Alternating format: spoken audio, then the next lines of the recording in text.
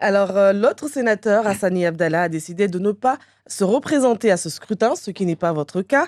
Est-ce que cela signifie que vous estimez être toujours et encore à la hauteur pour répondre aux urgences du territoire? Alors non seulement mon collègue Hassan Abdallah ne se représente pas, mais il a pris la décision de me soutenir. Lui qui a une expérience de 6 ans au Sénat a pris cette décision. Je pense que c'est quelque chose qu'il faut souligner, c'est sans précédent. Et effectivement, si j'ai pris la décision de me représenter, c'est que effectivement, j'estime que euh, je suis en mesure et que j'ai le devoir de continuer le travail que j'ai commencé au sein du Sénat. Mais lorsqu'aujourd'hui on regarde le territoire, vous êtes donc sénateur depuis 2011, lorsqu'on regarde à nos écoles, elles sont surpeuplées. Pareil pour la prison, l'hôpital est sous perfusion, l'économie à bout de souffle, l'insécurité qui ne trouve toujours pas remède. Monsieur le sénateur, les Mahorais ne vivent plus, mais les Mahorais survivent. Ils ont perdu même la foi en leur élu. Alors pensez-vous avoir encore toute la légitimité pour les représenter? J'espère que vous ne faites pas de lien de cause à effet entre tous ces problèmes et mes deux mandats, parce que j'estime que, conformément à l'article 24 de la Constitution, qui définit les devoirs d'un sénateur, d'un parlementaire, j'estime avoir rempli, on peut toujours mieux faire, mais j'estime avoir rempli mes fonctions de sénateur, à savoir voter la loi, contrôler l'action du gouvernement et évaluer les politiques publiques. Évidemment, en faisant tout mon possible pour aider ce territoire. Les difficultés que vous avez soulignées sont réelles, on ne peut pas les ignorer. C'est l'accumulation de plusieurs conséquences. Je pense que cela peut faire l'objet d'une émission entière pour déterminer le pourquoi du comment, mais j'ai la faiblesse de croire que, à mon niveau, à ma place, dans le cadre de mes fonctions, j'ai rempli mes devoirs de sénateur. Vous dites que vous nous rappelez les rôles d'un sénateur. Effectivement, le sénateur est là pour proposer des lois, des amendements, etc. Mais le Mahorais vous voit en tant que représentant. Et puis même, ces propositions de loi portent justement sur la réalité du territoire. Donc aujourd'hui, des écoles qui débordent parce que on a beaucoup de naissances à Mayotte, des parents qui viennent souvent des pays étrangers, un hôpital qui n'a pas de médecin. Donc tout ça, j'ai envie de croire, en tout cas, que c'est quelque part aussi des sujets qui non seulement vous préoccupent, mais lorsque vous voyez autant de, j'ai envie de dire, désastres sur le territoire, vous vous sentez quand même un peu euh, impliqué dans tout ça et Vous avez limite employé, avoir une responsabilité. vous avez employé un mot qui est très important, la réalité. Moi, la réalité à laquelle je me suis attaqué, c'est la réalité du foncier. Pourquoi il n'y a pas assez d'écoles? Parce que, par exemple, il n'y a pas de foncier. Le foncier mahorais était bloqué jusqu'à ce que j'invente, je propose des lois nouvelles pour le débloquer, pour permettre aux particuliers, aux administrations d'avoir des titres et de pouvoir construire soit des maisons individuelles, soit des infrastructures. Ce sont des sujets très importants Le avec la foncier n'est loi toujours qui pas réglé, la existait problématique du foncier n'est pas réglée pour avec la autant. loi qui existait jusqu'à présent, il n'était pas possible de débloquer le foncier. Vous dites que ça ne va pas assez vite. Il faut savoir que le régime, la loi qui était appliquée jusque-là, l'avait été pendant un siècle. Un décret du 4 février 1911. On a mis un siècle et au bout d'un siècle, en 2008, on a changé la loi. Mais on a changé la loi, par exemple, en disant que désormais, c'était au notaire de faire les actes de vente. Et il y a beaucoup de personnes qui avaient des situations qui n'avaient pas été régularisées. Et vu le coût de ces opérations, eh bien, moi, avec mon expérience d'avocat, avec mon expérience de militant dans des associations qui défendent les terres des Mahorais, j'ai proposé à mes collègues du Sénat ces textes nouveaux pour sortir de cet imbroglio. Parce que l'enjeu, c'est quoi? L'enjeu, c'est qu'aujourd'hui, seulement 30% des parcelles de terre sont immatriculées. C'est pour ça que les quelques personnes qui payent l'impôt foncier, eh bien, sont pressurées, payent beaucoup, beaucoup d'impôts.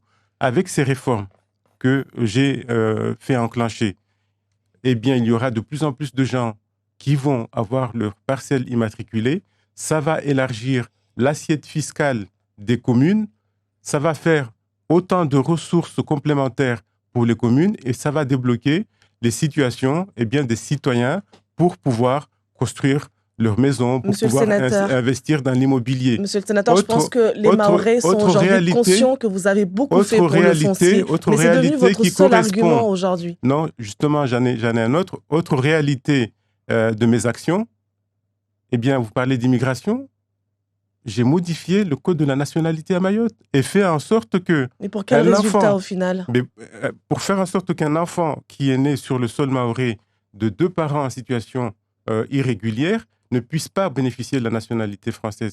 Et ça touche, vous savez combien de personnes? Ça touche 5000 naissances, c'est-à-dire la moitié des naissances à Mayotte. Alors c'est vrai, ce n'est pas la baguette magique qui va d'un coup, après 20 ans, je dirais, de laisser aller dans la politique migratoire. C'est pas ça qui va changer les choses. Mais au moins, cela évite qu'une bonne portion de gens éligibles à la nationalité française, eh bien, ne bénéficient pas de cette nationalité. Vous savez, nos relations avec nos voisins, ici, il y a une peur qui est légitime de voir du jour au lendemain, si une question statutaire, par exemple, est posée, de voir des gens nous battre dans les urnes. Eh bien, grâce à ces amendements, j'ai stoppé ce processus et empêcherai, le cas échéant, que trop de personnes qui bénéficient trop facilement et de façon, je dirais, frauduleuse de la nationalité Mais les française fraudes continuent, monsieur le sénateur, parce venir qu'aujourd'hui, nous battre beaucoup dans les urnes. beaucoup de Troisième maires. réalité que je Monsieur le voudrais sénateur, vous j'ai juste une rappeler question ici, pour rester sur je l'immigration réponds et les toujours à votre naissances. question parce Oui, oui, que bien vous sûr, mais il faut avez, qu'on vous avez échange aussi, dit... monsieur le Oui, sénateur. oui, mais Il faut c'est ce que qu'on je échange. fais.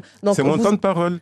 non, c'est notre... Mais j'ai une Troisième question à vous réalité poser, monsieur le que sénateur. j'ai fait, Les que j'ai naissances, fait évoluer. avant Troisième d'aller à votre réalité troisième réalité, monsieur que le j'ai fait. sénateur, s'il Vous vous voulez plaît. des choses réelles. Oui, des choses Des réelles, mais choses réelles. Donc, on va aller par troisième étapes. réalité. Les naissances continuent. Et aujourd'hui, les mamans trouvent des papas qui ont la nationalité, justement, pour reconnaître leur enfant. Donc, effectivement, vous avez essayé, vous avez fait, vous avez détaillé en long et en large tout ce que vous avez fait pour, justement, éviter autant de fraudes, mais ça n'a pas suffi. Et surtout, vous vous êtes arrêté là.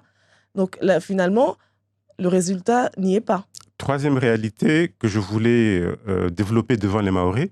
Les Mahorais sont là en train de nous écouter pour voir si mon bilan est bon ou pas bon. Oui, mais ce n'est Donc, pas un monologue non permettez-moi plus. Merci. de développer mon bilan devant les Mahorais et les Mahorais. Troisième réalité, tous ces renforts que j'ai demandés avec mes collègues parlementaires pour lutter contre l'immigration clandestine, pour lutter contre l'insécurité. Les 4 brigades que le ministre de l'Intérieur, les 4 brigades de gendarmerie que le ministre de l'Intérieur a promis de déployer d'ici la fin de l'année. C'est moi qui ai inventé le texte dans la loi Elan en 2018 pour détruire plus rapidement les bidonvilles. Jusque-là, nous avions l'exemple de l'affaire Batolo qui avait duré 9 ans. Eh bien, avec cette expérience d'avocat, j'ai demandé à mes collègues en Guyane et à Mayotte, compte tenu de cette particularité de l'immigration clandestine insensée, d'inventer des règles nouvelles qui, en quelques mois, eh bien, permettent de détruire des bidonvilles. Et d'ailleurs, vous êtes passé par le Batolo en venant ici, monsieur le sénateur. Vous avez l'impression que les bidonvilles ont complètement disparu parce que ce n'est pas le cas. Vous savez, moi, je vote la loi. Ce sont les forces de l'ordre qui les font appliquer. C'est comme ça que ça se passe.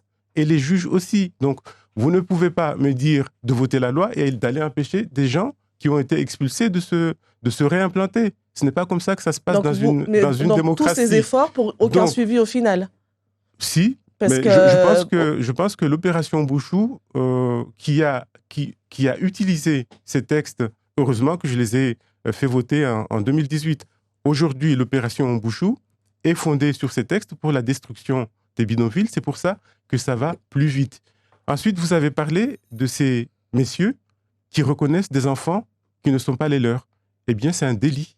Il faut les punir, il faut les poursuivre. Et ce sont les OPJ qui doivent le faire, le procureur de la République et les juges.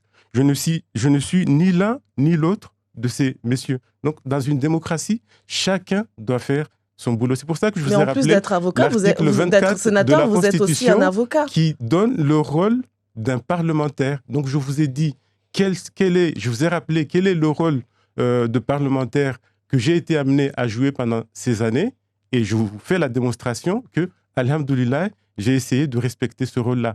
Ne venez pas me demander ce que doit faire un policier, ce que doit faire un juge, ce que doit faire tel ou tel... parce que... Non mais attendez, monsieur le je- sénateur, donc vous, effectivement, vous êtes là, vous dites que vous inventez des lois, d'accord, soit, mais ces lois-là, c'est à base d'une réalité. Donc la réalité mahoraise, c'est quoi? C'est l'immigration clandestine, c'est l'insécurité, ce sont donc autant de problématiques qui touchent le territoire. Donc si, monsieur le sénateur, c'est aussi de votre responsabilité, tout ce que nous venons de citer, notamment ces fraudes à la reconnaissance de paternité. Mais on va passer, monsieur le sénateur.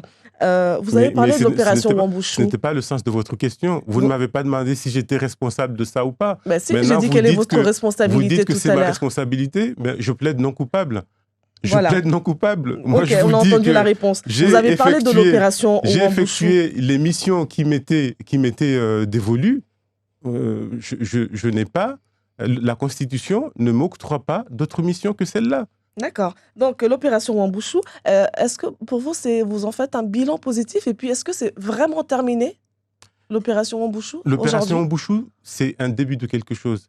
C'est un début de dire ça suffit, se laisser aller, de voir l'immigration clandestine prospérer de cette façon, l'insécurité prospérer. Et ça a été le début d'un coup d'arrêt. Effectivement, on est encore loin du compte, mais comme je vous le dis, ça fait une vingtaine d'années que ces fléaux ont commencé à sévir ici à Mayotte. Donc, même si on en fait moins la publicité, chaque mois, il se passe pas plusieurs semaines sans qu'il y ait des destructions de bidonvilles, sans qu'on entende que tel chef de bande a été arrêté. Il faut continuer, il faut persévérer. Il n'y a Donc pas de vous êtes bilan. satisfait Il n'y a pas de de bilan à l'opération faire. Wambouchou? Je vous dirai si je suis satisfait ou pas satisfait quand on sera au bout de cette opération Bouchou. Et il y a un premier bilan qui doit être fait d'ici la fin de l'année. Eh bien, voyons où nous en serons à ce moment-là. Vous avez parlé de vos batailles, les batailles que vous avez, en tout cas les combats que vous avez menés depuis 2011, dont le foncier, cette histoire de reconnaître... Enfin, Les tickets restaurants aussi, c'est moi qui les ai fait appliquer à Mayotte. Mais pour l'instant, le combat reste à mener parce qu'il y a encore des salariés qui n'ont pas accès. Mais il faut Monsieur le l'améliorer. sénateur, Il faut l'améliorer tout simplement. vous parlez à présent d'une nouvelle bataille qui est l'autonomie alimentaire sur un territoire où les monopoles font la pluie et le beau temps. Comment allez-vous procéder pour y mettre un terme? Est-ce que c'est vraiment un sujet qui vous préoccupe, l'autonomie alimentaire à Mayotte?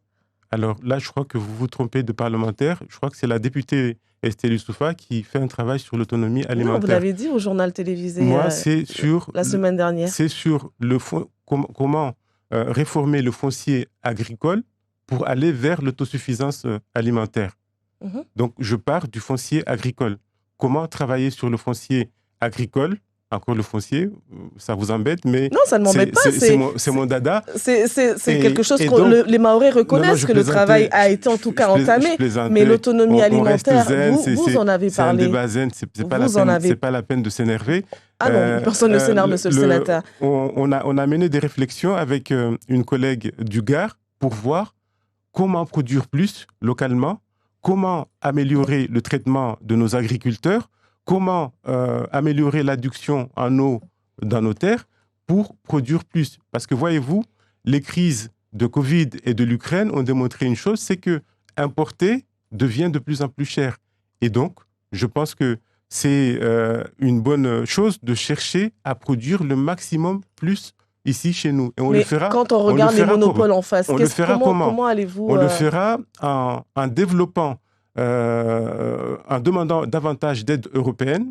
On n'a pas suffisamment d'aide européenne pour les agriculteurs ici, et en créant de plus en plus d'emplois dans le monde agricole.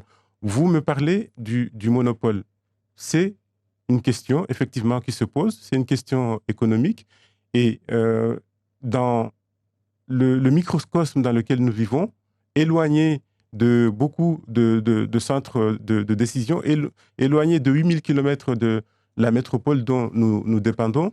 Effectivement, il y a tendance à l'implantation de monopoles parce qu'il n'y a pas assez de population pour qu'il y ait, par exemple, plus de magasins, plus d'industriels, plus. Donc, il y a une loi qui a été votée, la loi égalité réelle outre-mer, enfin une loi de Victorien Lurel en tout cas, pour essayer de lutter contre ces monopoles. Aujourd'hui, c'est vrai que le résultat n'est pas là et c'est pour ça, le travail parlementaire sert à ça, c'est pour ça qu'il faut renouveler les efforts pour trouver d'autres mécanismes pour lutter contre les monopoles et les oligopoles. J'ai une dernière question, monsieur le sénateur. Il est déjà 7h30, mais j'ai une Déjà, dernière ça question passe très vite. sur la loi Mayotte refusée par les élus du département, ce que vous avez trouvé dommage à l'époque. Mais suite au SIOM, le comité interministériel des Outre-mer, en juillet dernier, la loi Mayotte a été sortie des tiroirs.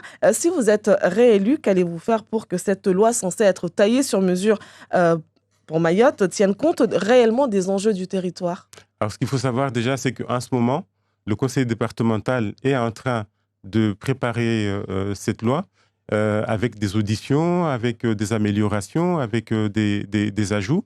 Et moi, comme je l'ai toujours fait, parce que j'ai déploré effectivement que la trajectoire, la procédure s'arrête à ce moment-là, mais je me suis arrêté parce que c'est ça la particularité du Sénat par rapport à l'Assemblée nationale.